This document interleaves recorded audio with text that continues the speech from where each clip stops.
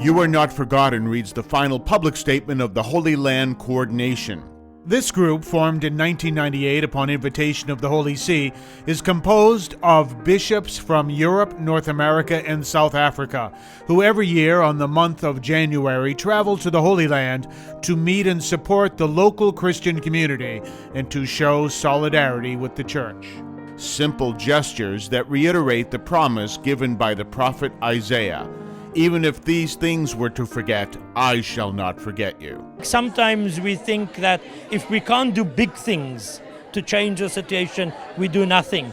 But in fact, every small gesture, every small activity also contributes to the wave of resistance against what is wrong. And so I think there's a need to come on these visits because we are able to support the people who are suffering and able to help lift their spirits and to help them to think through, because we've had similar experiences, to help them to know that they're not alone and that we continue on the outside also supporting them in solidarity around the world. I've been coming to the Holy Land for 4 years now, and I think one of the important reasons for my coming is to express my solidarity, especially with those people who often feel very forgotten in life and who are really living under unjust conditions, where there is very little freedom for them to move around. And I think it's important that we are seen to belong to the same human race and to help people to live with human respect and dignity. The first leg of the trip was Gaza, the stripped town plagued by numerous wars. The last war was in 2014. The two-day journey for the coordination was introduced with a Eucharistic celebration in the parish of the Holy Family, the same church where the Holy Door was opened at the end of December 2015. This church is the only reference point for the 2,000 Christians and the 200 Catholics who live in the area. Alors je pense que Gaza est probablement la partie la plus importante. I think the 2 days in Gaza are the most important phase of this visit, especially during this year of mercy and compassion.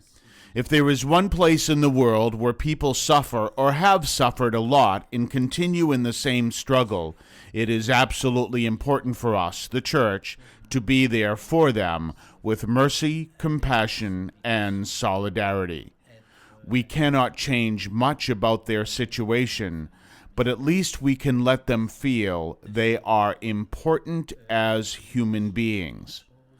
I think that is why we came here. Le sens qu'ils sont des personnes humaines qui ont de la valeur.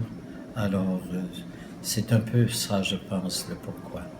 The hardships and wounds of the population are undeniable. The Christian community of Beit Jala faces the confiscation of their lands and olive groves in the valley of Kermisan by the army. Jordan tries hard to assist large groups of Syrian and Iraqi refugees who represent almost a quarter of its population. Taipei, the ancient Ephraim of the gospel, now a small country almost entirely Christian, is fighting against unemployment and emigration.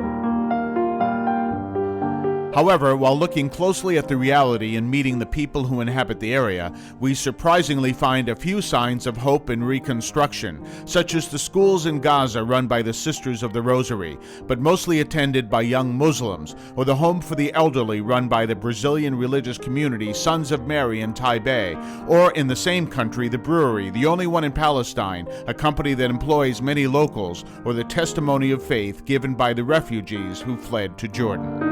This evening, during the last meeting, the Chaldean Iraqi refugees said, "We lost everything, but we have not lost our faith, and we may have lost everything because we wanted to keep our faith. This is a slap in the face to us, believers of the Western world, who often leave the faith aside to deal with so many other things."